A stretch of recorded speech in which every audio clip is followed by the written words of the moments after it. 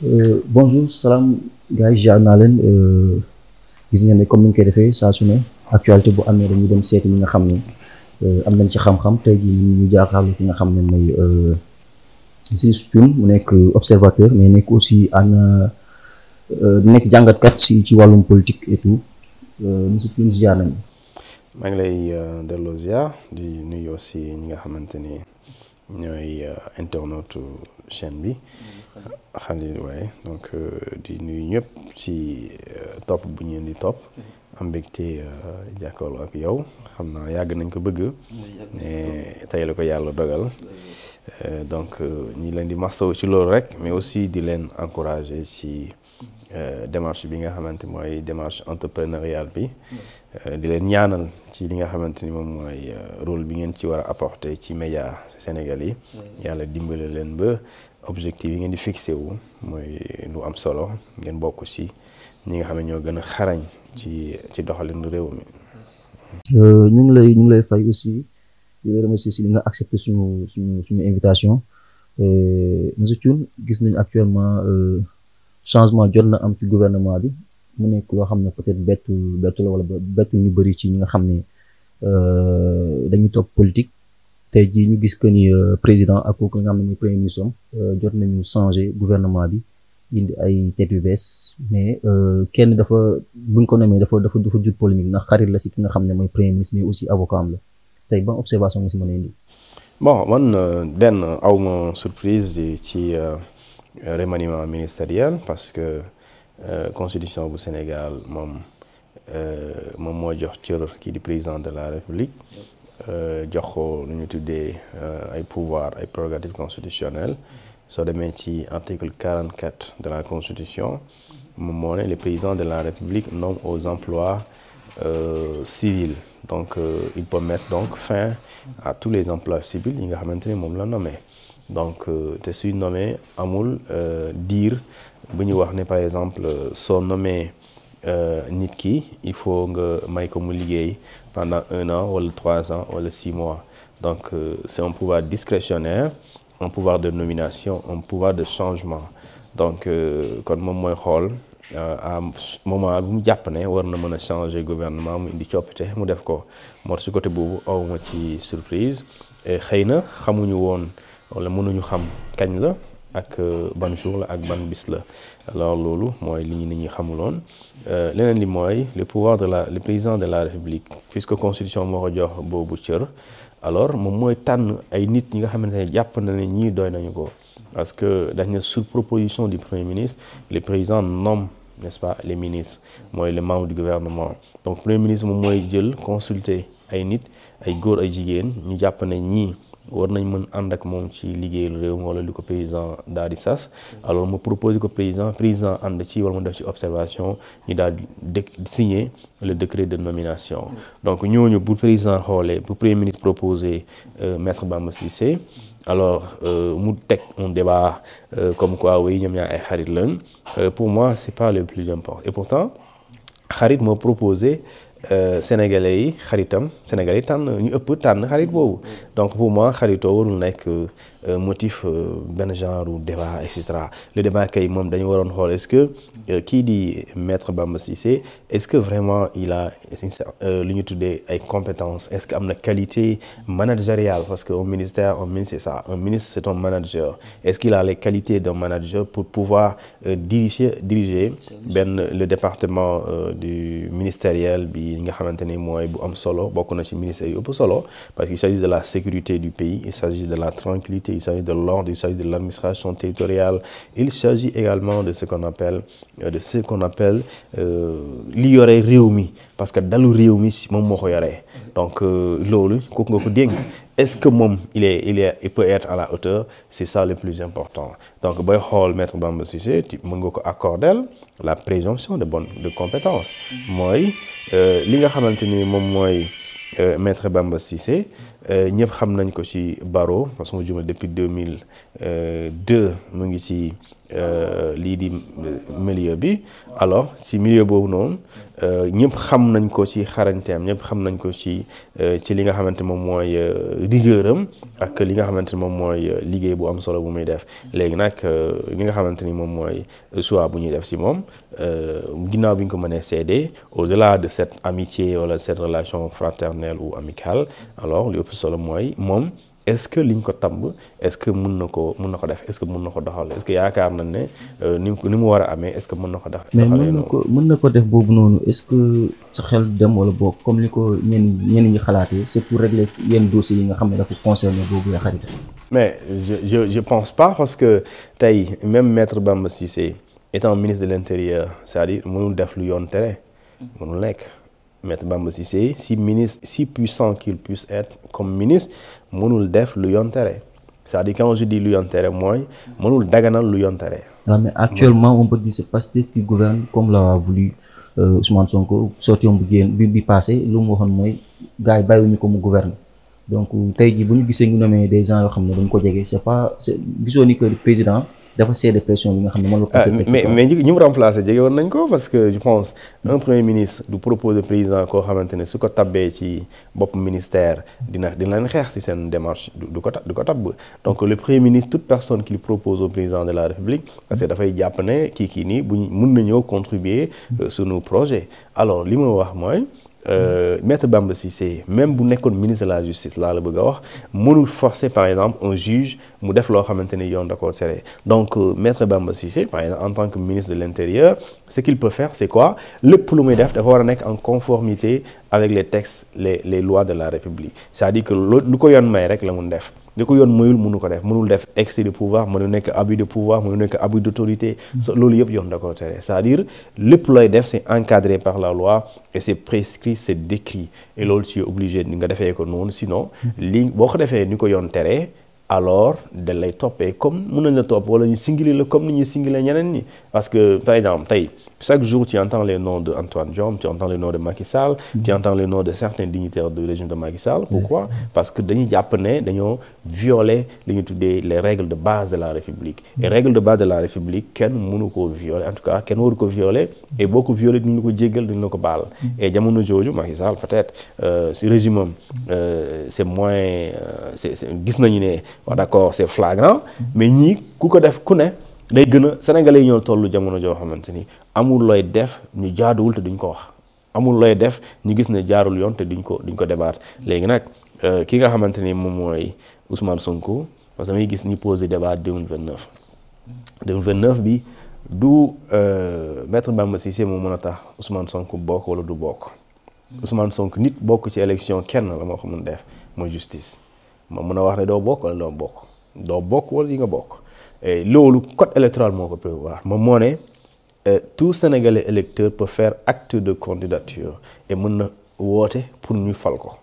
mais loolu dafa am li nga ci war a déggee mooy dafa am ay droits yoo xamante ne c'est droit politique et civil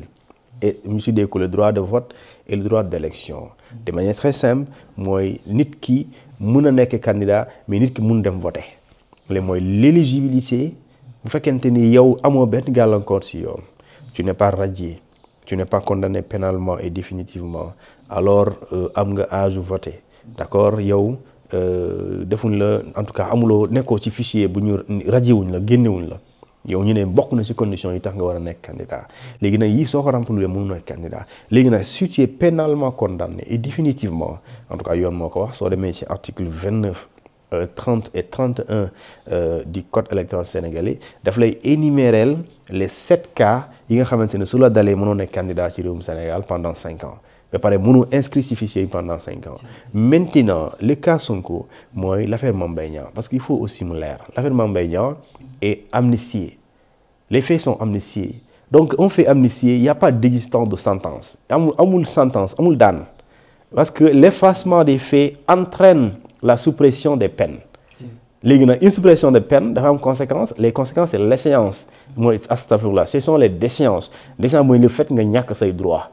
léegi de bu dee li tax nga ñàkk sa droit loolu nee nañ amatul kon kay ñàkk droit yi dootul exister léegi nag loolu mooy li pour les Sénégalais war a comprendre léegi nag j'ai vu ñu ne lu tax ñu yóbbu Cour suprême la loi d'amnistie dafa mënul effacer lu ñu tuddee les préjudice financier ou économique dommage intérêt wala amende loi d'amnistie mënu ko effacer bii nii effacer wu ko parce que loi d'amnistie daf ne la loi d'amnistie ne préjudicie pas aux droits des tiers mooy même bu dee amnistie nañ am fay bu dee war nga fay nit ki wala état war nga ko fay loolu du tere da nga koy fay léegi nag li ñuy effacer mooy fay ak lu ñu tuddee sanction pénale l'aspect pénal léegi nag l'aspect pénal dafay am entraîné parce que dañ ne un Sénégalais qui fait l'objet d'une condamnation pénale définitive donc si la sentence pénale est effacée les conséquences de la sentence pénale effectivement seront effacées et les conséquences c'est quoi c'est la déchéance la perte de droit d'accord de vote et d'élection léegi loolu moo taxoon mënoo voter mënoo nekk candidat léegi loolu taxoon mënoo nekk candidat mënoo voter loolu amnistie effacé na ko donc su ko effacé et ses conséquences yi mën na ne conséquences mënoon ne donc yooyu kon ça veut dire que soo si jàppee 2019 il peut être candidat s'il ne pouvait pas être candidat il n'allait pas voter en 2024 Ousmane Sonko a voté en 2024 pourquoi il a voté ah mais c'est ça léegi c'est ça donc 2024 voté na te avant 2024 il pouvait être candidat parce que amuloon lu ñu tuddee droit de vote amuloon droit d'élection su amoon droit d'élection il allait être candidat pour à la place de Bassirou Diomaye Faye mais donc diggante février 2024 avant février 2024 et avril 2024 la moo fi change da nga gis ñu def inscription fichier électoral defuñu il y a pas réouverture du fichier électoral loolu Sénégal dañ koy fàtte nit ki buñ man tey su ma génnee ci fichier électoral bi pour mu duggaat ci il faut ñu def réouverture exceptionnelle et loolu suñ ko defee Sénégal ministre de l'Intérieur da koy annoncé su ma jumlee jeex na ci mois de juillet bi yàggul dara juillet lañ ko tëj léegi pour mu amaat ministre de l'Intérieur mooy bindaat arrêté pour ne dañuy tijjuwaat fichier bi pour ñu ci dugaloon ñu dugal leen ci ñi nga xamante ne dañ leen rajee ñu génnee leen ñi nga xam ne dañoo faatu ñu génnee leen ci mais diggante bi ñuy defee bu ñu ko waxee ne mënoo nekk candidat parce que janvier 2024 la Cour suprême Conseil constitutionnel Cour suprême joxe décision su ma jumlee le 4 janvier ne Ousmane Sonko dans l'affaire Mame Mbaye Niang il est condamné cependant Conseil constitutionnel daal di tirer les conséquences de cette condamnation pour déclarer ko inéligible et déclarer ko sa candidature irrecevable parce que tout du fait que il est inéligible mais loolu dès l'instant que amnistie jàll na février 2024 amnistie dafay effacer tous ces faits là soo bëggee comprendre loolu rek kon nañu dugal booy kon les jeunes là nañu dem kaso ah parce que conséquence de la loi d'amnistie c'est la libération de ces jeunes là tey si les jeunes sont libérés parce qu'il y a amnistie donc si aujourd'hui Ousmane Sonko les faits li nga xam ne moom ko doon toppee sont amnistiés pourquoi nga war a conséquence parce que là l'emprisonnement est une conséquence de l'arrestation est-ce que yaa ngi dégg mais aussi ki nga xamante ne moom mooy ki bénéficier wu effet loi d'amnistie effet yooyu noonu soo koy comprendre c'est quoi mais l'effet c'est la libération et les conséquences de la détention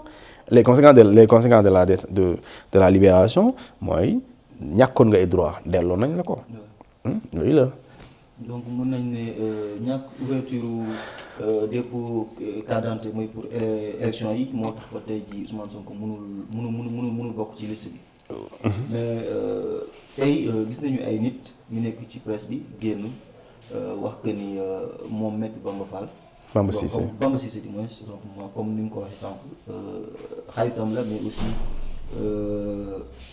avocat am la ñoom mën nañu ñoom si seen xalaat dañoo wax que ni le fait que ñaari posture mu am ko si moom Bamba dafay jeng après day topp si li nga xam ne moom la Ousmane Sonko bëgg vu que loolu jëm nañ ko imposer ministre bi fi nekkoon muy justice bi ak intérieur ba sonn deful parce que gis nañ sax Ousmane Diagne sortie yi nga xam ne mu ngi ko doon def dafa doon wax que ni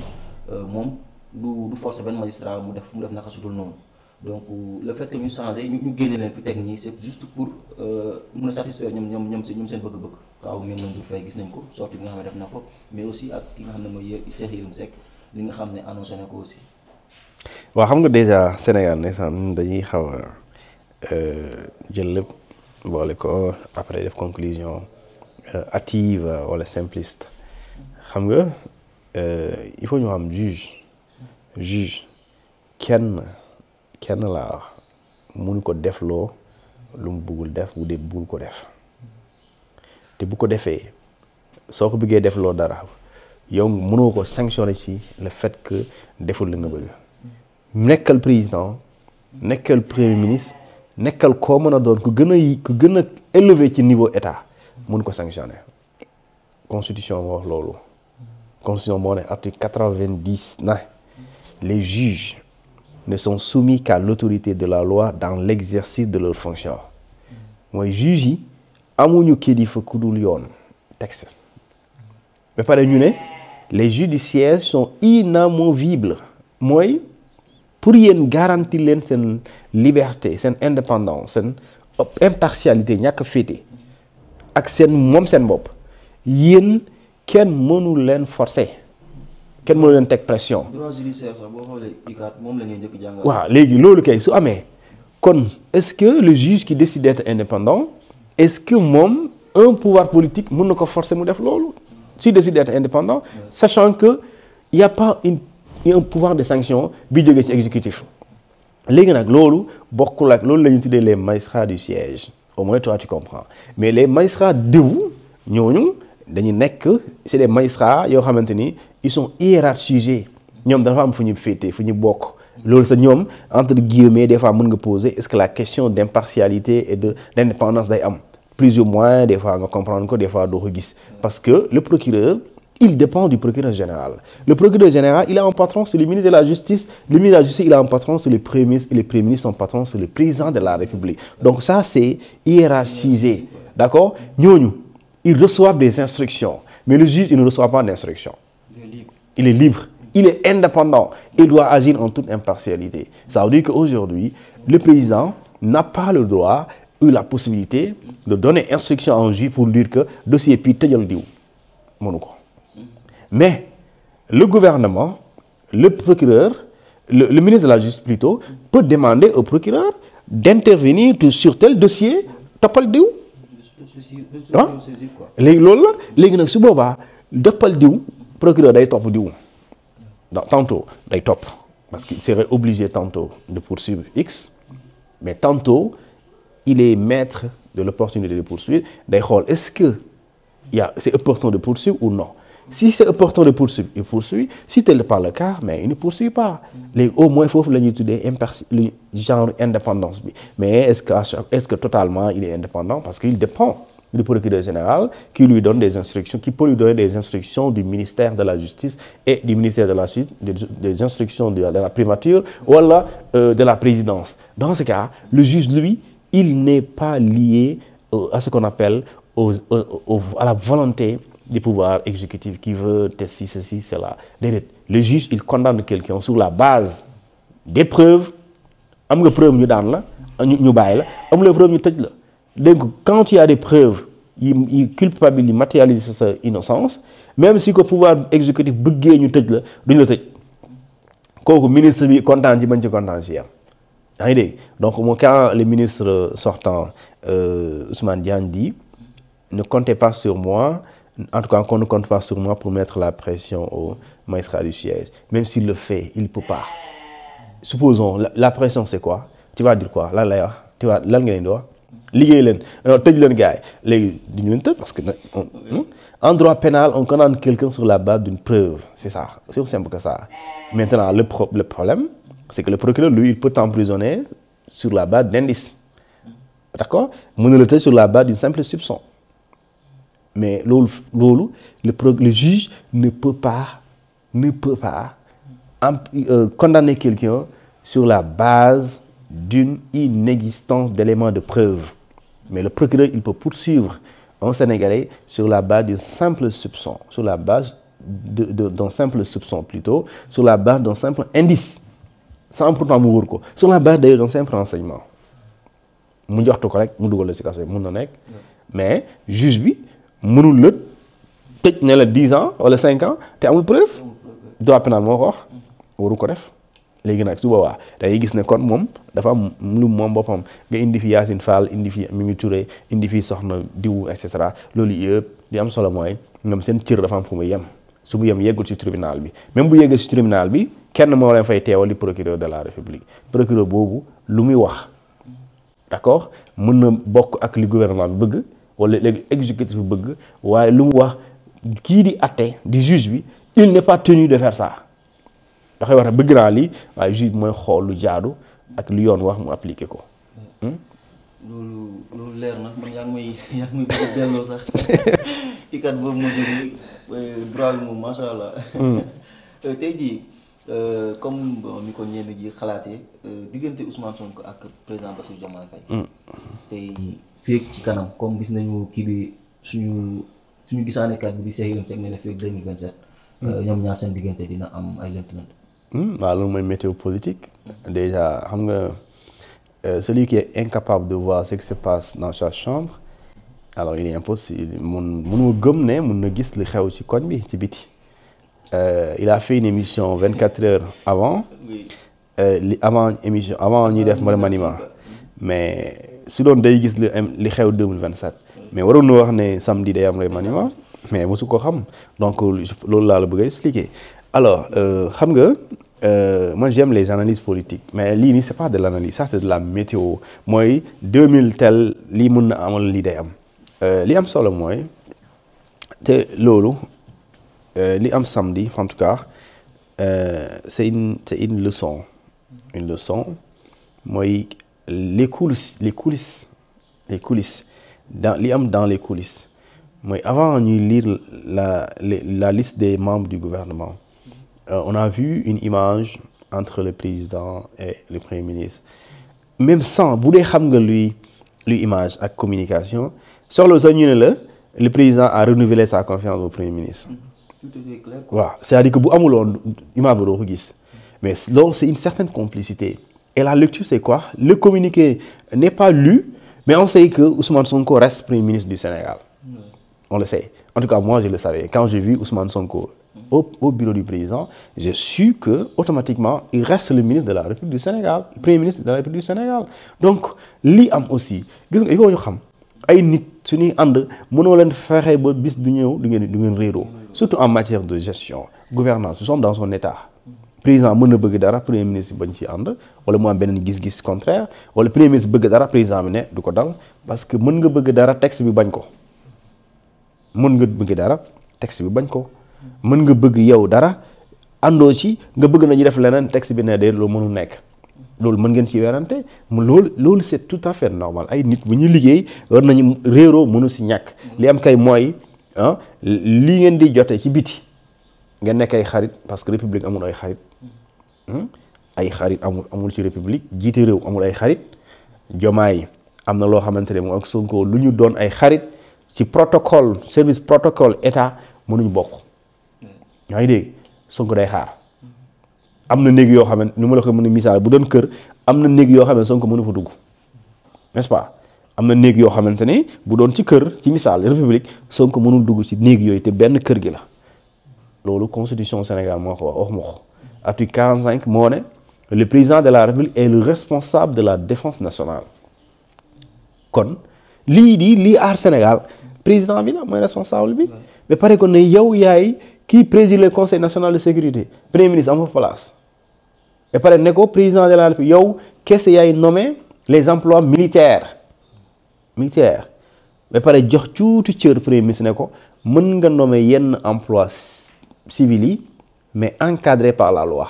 kon du n'importe quel emploi ngay nommer donc yooyu pour dire que le premier ministre certes am na doole am na pouvoir waaye dafa am yoo xamante ni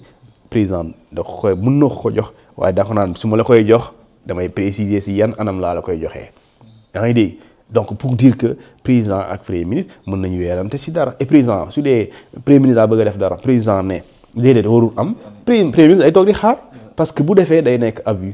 mooy que ne yow li nga def waroo ko def amoo prérogative boobu tey le président de la République le premier ministre ne peut pas nommer un général par exemple il ne peut pas nommer un ministre ce qu'il peut faire proposer au président des ministres des têtes d'accord et le président il n'est pas tenu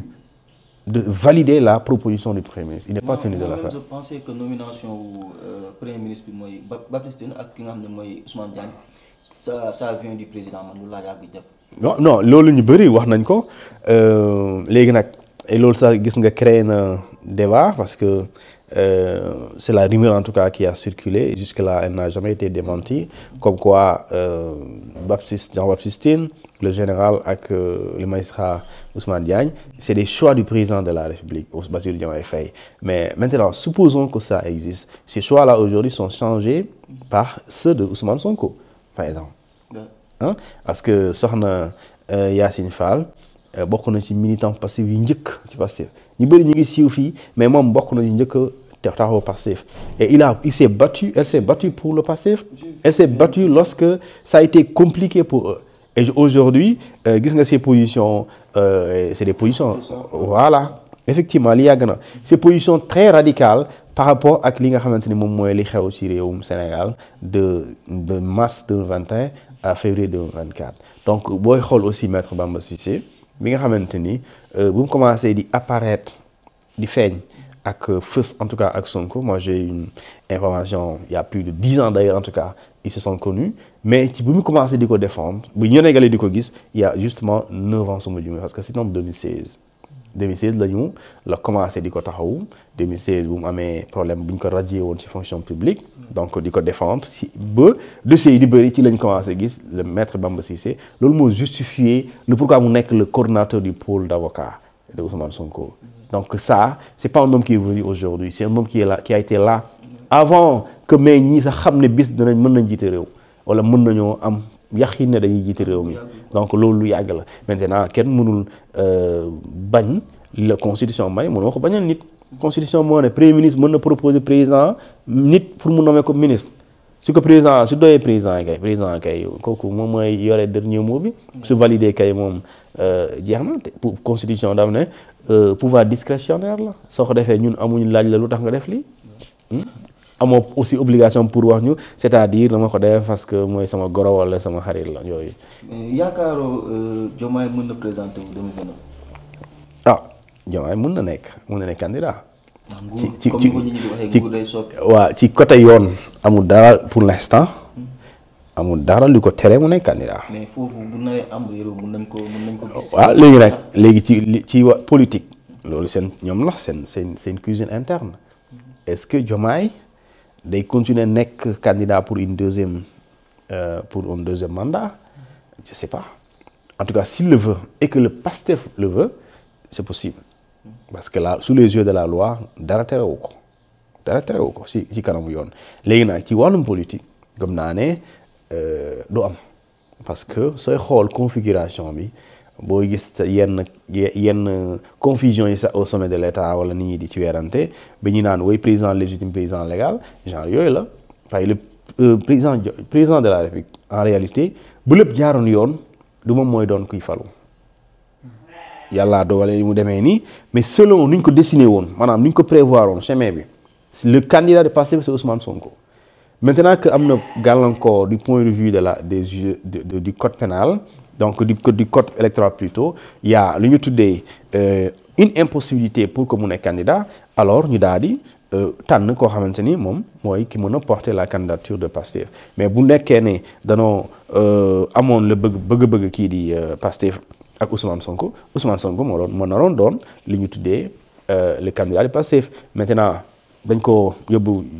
ci dossier ñi daal di ko dem déclarer inéligible et cetera donc du coup mënul nekk candidat léegi est-ce que li nga xamante ne yow pour sauver l'honneur parce que loolu mooy dëgg aussi soo ko defuloon dangay perte comme PDS en 2019 Pastef su tànnuloon Diomaye tànnul keneen nee na non si Sonko ne participe pas nous à Pastef on boycotte Pastef serait le grand perdant et il risquerait de perdre pour toute sa vie pour toute sa carrière politique. Ils ont compris cela ñu ne Sonko dem tànn Diomaye nga xam ne si moi je passe pas ce monsieur quand il passe mën na je m'identifie à lui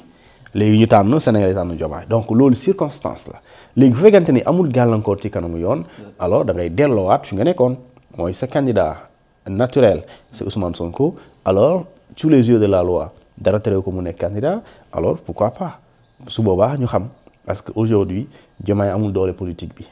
damay dëgg. ah mais mu ngi koy construire mun nañ ne boo xoolee jabar ji jamono ji doxali ñi nga xam ne ñu koy def xam nga ni kooku ñu ut mbooloo. dama ne. ut mbooloo mun nañu wax mais dama ne ki yore doole politique Sonko la pour dire vrai Pastef kenn moo fa am doole. mais d'ici 2029 la. waaw fii ba 2029 mun na nekk waaye gëm naa ne man nu ma gisee Pastef ak nu muy doxalee c'est-à-dire que topp ñu kenn ku dul Sonko. léegi nag soo gëm naa ne soo nekkee ci woote boobu da ngay mën nga ci wéet dama ne man c'est la première fois je vois un président au Sénégal directeur sañ ko critiquer te daaxuñu la. waaw man cette chose là man dama ko remarqué tout le temps. nga gis ay DG même ba si président assemblée nationale di wax que ni. amul ci àdduna bi. Ousmane Sonko mooy nekk suñu président de 2029. waaw parce que en réalité loolu ñuy wax loolu la gars yi gëm si suuf te yow sax war nga xam ne lii ñii kii mooy seen candidat rek soxna Serigne. mais est-ce que loolu mu ngi mettre à l'aise président. parce bon que da nga muy toog muy dégg yenn kàddu alors que moom moo nekk di présider actuellement c'est comme si ñoom dañ ko xeeb et tout ça te nit ki yow li ngay wax ci moom fi nga toog moom moo la fa teg. waaw politiquement ça peut être frustrant mais c'est la réalité aussi. te même xam nga dëgg des fois da nga koy xam mais du jar a wax c'est-à-dire que tey xale bu jigéen bi juum ba am doom ci mbedd mi par exemple mu ñëw kër gi. Est-ce que tu as besoin de lui rappeler que yow sa doom bi dafa juddu ci hors mariage. Elle le sait, tout le monde le sait. mais soo ko waxee c'est choquant. mais xam na ko.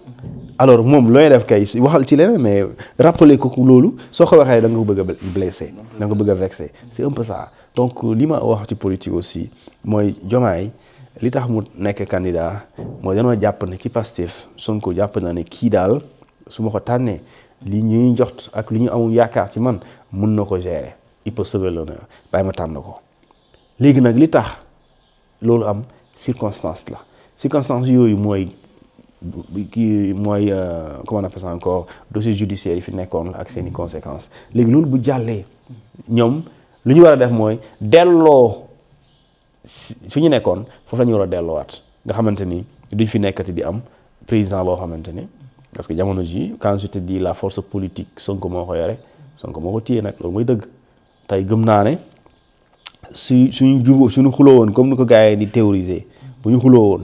day gis directeur yi démissionné ay ministre pour topp Sonko. te ñooñu kon bu dee ministre waxuma la ñëpp waaye di nga gis ñoo xamante dañuy démissionné bàyyi Diomaye topp Sonko pour wala na ñoom topp ñu nguur topp ñu Diomaye ki ñuy topp Sonko la. et loolu bu leen ko jàllale rek c'est parce que ñoom seen leader politique mooy Ousmane Sonko et je pense que l'intérêt même de Diomaye n'est pas dans créer situation boobu parce que situation boobu politiquement ñoom dañuy am problème waaye ñun socialement Sénégal dañuy nekk dans une situation d'instabilité wala d'incertitude parce que mën na jur crise institutionnelle mën na créer parallélisme parce que su boobaa Ousmane Sonko va retourner à l'Assemblée nationale mais yaakaar naa opposition bi aussi nañ bootu ci ginnaaw Diomaye. léegi même bu bootoo ci kanamu Diomaye cette opposition réunie d'accord a été battue par Pastef. et tu as dit que a été battue par Diomaye. mais réew mi bu ñu fàttee ni que ne am na ñoo xam ne dañoo nëkk ci mbir mi de donte Pastef lañu boote woon mais ànduñu woon ak Pastef il voulait juste que Macky dégage tey jii ñoo ñëpp bu ñu bootoo ci ginnaaw Diomaye code la. léegi loolu nañ xool nañ essayer théoriser ko xool en tout cas man xam naa. da ngay jéem a xool le calcul des 54% entre Diomaye et Sonko qui des deux a le plus apporté. Qui des deux a le plus apporté. En termes de popularité ce n'est même pas un débat. En termes de popularité je parle même pas de Pastef mais dans la coalition qui a permis à ce que Diomaye nekk candidat dans cette coalition là l'homme le plus populaire et l'homme légitime, d'accord, c'est Ousmane Sonko. C'est ça la vérité. D'accord? Donc, loolu bu loolu amee ki nga xamante ni yow c'est à partir de sa popularité moo tax nga nekk ki ñu tabb donc kooku soo jàppee ne dans l'avenir war nga mën a wóolu sa bopp ba dem loolu conséquences yi mënoo ko imaginer ci wàllum c'est-à-dire ci politique mën na tudd sax li ñuy tuddee trahison. ci wàllum politique je dis bien ci wàllum politique mooy mën na tudd trahison et loolu les conséquences comme li ko Hitler waxoon su ma juumlee c'est pas Hitler c'est le tyran Staline voilà Staline ak Poutine voilà Poutine sama waxoon wax nee na ñi nga xamante ni ñoo osé trahir amuñu droit am pitié et traitement bi politique laa bëgg a wax ñi nga xam ñoo décidé wor politique ki ñu wor bu ñu waree réagir amul yërmande ci yow waaw. mais pour bañ a xool ca temps je pense que dañuy tëj ci benn question. ci diggante télé boobu di TFM benn contrat bu doxoon si seen diggante ak aussi ak waa LONASE Toussaint Manga mu jiite ko tey jii Toussaint Manga mu annulé boobu contrat bi nga gis mu ngi ci doon indi ay leeral lu tax mu annulé boobu contrat. mais aussi le fait que Pastef wala boog ay ñu leen topp bu benn DG wala jël décision ñu topp di ko attaqué ba mu revenir si li nga xam ne mooy décision tey jii yaakaar ni loolu benn faiblesse la si ñi nga xam ne ñoo jiite. waaw loolu day lu muy mooy des fois damay mel ni da ngay subir le dictat des réseaux sociaux wala nga subir le dictat de la pression wala nga mel ni kuy gouverner par les réseaux sociaux. Et ça c'est à éviter parce que c'est pas pour rien qu'on parle d'autorité. Mais l'autorité, décision yi muy jël de la conception à la matérialisation c'est un processus. Décision yi ngay jël dafa war a nekk en conformité avec une vision bi nga xamante ni yow moom nga gëm nga ne ki la tabb moom la gëm. Donc da nga war a nekk en conformité en cohérence ak loolu. léegi nag soo nekkul cohérence ak loolu en conformité avec loolu ñi nga xamante ne ñoom danoo am droit de regard ci li ngay doxal te yow li tax nga nekk fa ñoom dañ ci contribuer dañuy am sañ-sañ ñoom ñu wax ne ànduñ ci. léegi yow miy décider laata ngay décider li nga waroon def mooy da nga waroon convoquer tout mooy li tax tey nga dellu ginnaaw question boobu boo ko posé woon balaa ngay signer kon boo moytul doo ko signer. yaa ngi dégg alors léegi nag soo delloo ginnaaw ndax pression kooku yow la ak ñi la teg pression bi yow la ak calcul yi ngay nekk di def waaye yow ak ki nga signé contrat bi loolu du motif légal loolu il faut que Sénégalais xam loolu. mën na ko topp ci yoon. parce que dafa am lu ñuy tuddee clause ci contrat mooy man ak yow c'est que nañ dara d'accord ñëwal sama kër nga dawalal ma sama oto. lundi ba vendredi nga wàcc heure bi liggéey heure bi weer bu jot ma jox la 200 000 loolu mooy yow sa engagement man sama engagement mooy ma fay la 200 000 chaque le 28 kon yow tant que yaa ngi def li loolu nii contrat bi du motif de rupture sàccoo ma tardé woo defloo dara yaa ngi dawal normal mën nga te yaa ngi liggéey heure yi loolu mooy sa engagement soo ko defee côté boobu mënuma la dàq évoqué mu am motif légal mënuma dàq ci loolu lan laa lay dàqee dama lay dàq parce que non neexoo ma léegi non déedéet du loolu de il faut ma am lu ñu waxante ci contrat bi may la li nga may defal ma fay la loolu ñu ne loolu mën na nekk l'objet d'une rupture de contrat et loolu la beneen bi mooy bu fekkente ni man fay ma la fay bu normal man nga ne sëñ bi man mënuma nekk ci lii mooy yow nga demandé contrat bi jeex léegi nag bu fekkente ni amul motif légal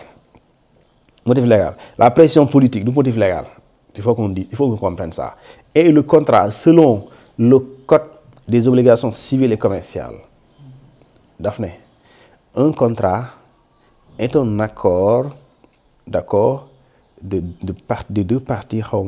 générateur d'obligations mooy accord boo xamante ni day am ci ay nit wala ñaari nit mais bu amee rek day jur obligation mooy yow dafa am lu lay war et obligation en droit mooy loo xamante ni amuloo choix pour ne damay wala dama ko def da nga am obligation def ko ñu mu obligation en droit mooy cela c'est à quoi tu es obligé de faire sans quoi sanction day daanu sa kaw kon tey su dee da nga def obligation ñu ne TFM ne plutôt LONASE ak TFM ne yow dañoo bëgg ñu am convention insérer ay spot publicitaire ci sa support yi nga am rajo bi télé bi site internet bi ak journal bi dugalal lii nangamu pièce nangamu spot tant que média bi mu ngi def loolu yow da nga koy fay xaalisam léegi nag ci loolu nga dem nii laa lay fay dinaa la fay 50% dinaa la fay 50% dès la signature ma fay le 25% 6 mois après ma fayal le 25% la fin du contrat kon bu dee amul motif légal de rupture de contrat lii da nga koy fay et la TFM doit recevoir de la LONASE avant mai 2026 wala justement mai 2026 pas après war na ko fay boo ko dajalee lu mat 100 millions loolu mooy dëgg. léegi nag waajee li nga xamante loolu la signé loolu moom bokkul ak gis-gisu politique passif léegi problème foofu la léegi problème bi foofu la mooy léegi moo tax gars yi retourner contre toi di la dóor di la xas di la yuuxu mais yow yaa ko yóbbee sa bopp. yaa ko yóbbee sa bopp mooy yow ñii danoo ñëw bi nga ñëwee yow da ngaa rompre ay convention nga rompre ay contrat léegi nga toog ay weer nga signé waat contrat looy signé waat yow bi nga ñëwee convention yi fa nekkoon LONASE boobu y a des médias certains médias du Sénégal ñoom dañoo dagg unilatéralement seeni convention maanaam dañ ko dagg par informer leen dagg nañ ko kon bu dee yow c'est pertinent nga daggoon convention yooyu c'est quoi la pertinence de encore signer waat benn contrat parce que convention yooyu c'est le même contenu mooy yéen ñi ngeen ñëw fësal LONASE lu muy def da ngeen bokk ci publicité LONASE na ngeen def unité communication institutionnelle LONASE na ngeen fexe ba d'accord bu ñu amee activité nga ñëw couvrir ko c'est la même chose. kon léegi c'est quoi la pertinence de mettre fin à des contrats à des conventions et encore signer avec un autre média des conventions c'est pas pertinent. C'est là la question mooy vraiment est-ce que kii comprendre. mais est-ce que problème bi ça vient pas ci kaw parce que gis nañ fi président mu nommé nit pression jóg mu teg ko ci suuf tey jii ba nit ñi wax yow kooku toogul ci poste. waaw j'ai pas la certitude que ça vient d'en haut. non mais ñoom ñu koy def ñoom DG yi. est-ce que nekkul dañoo gis ni président defoon na comme ñoom tam c'est légitime wala c'est normal ñoom tam ñu def ko. ñu def comme signé loo xamante ni. waaw populaire gars yi bëgguñu ko ñu teg la pression après nga dindiwaat ko. parce que président pression moo taxoon mu dindi kaawu Samba Ndiaye. mais en tout cas li ma xam daal mooy xam nga kaawu Samba Ndiaye bi ak li wute na sax parce que ça kaawu Samba Ndiaye. Ça s'arrête juste à une simple violation et après loo koy def da nga koy topp yoon par exemple yaay day topp yoon état au Sénégal. non je parle de pression là. non je sais maanaam li ma bëgg a wax c'est une pression qui a moom moo jur loolu mais fële pression moo ko jur mais pression boobu bu juree loolu day jur beneen conséquence parce que bu la TFM bu la GFM porté plainte di nga ko fay millions yi du jeex te di nga ko fay xaalisam parce que soo demee tribunal xamul pression militant yi ñoo génnoon loolu ngay teg ci table bi non amul benn loi bu ko amul c'est-à-dire loolu du motif légal tribunal boo demee ci juge bi lu mu naan d'accord yéen indi leen ma contrat bi indi leen sa contrat